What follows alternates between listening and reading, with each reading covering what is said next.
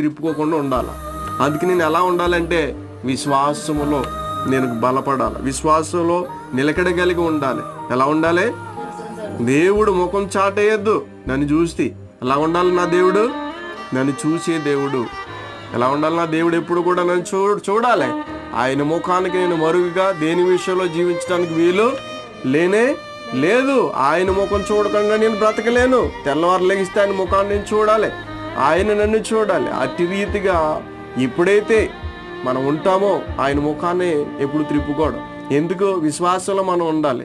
విశ్వాసం లేకపోతే దేవుడు చూడడానికి కూడా మనం కోల్పోతాం. ఆయన ముఖాన్ని విముఖుడిగా ఉండకూడదు.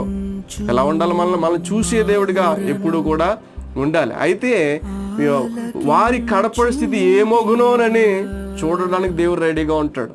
ఏ స్థితి? కడపడి స్థితి. ఎందుకంటే మన మొదటి స్థితి తెలియదు, మన పుట్టుక తెలియదు.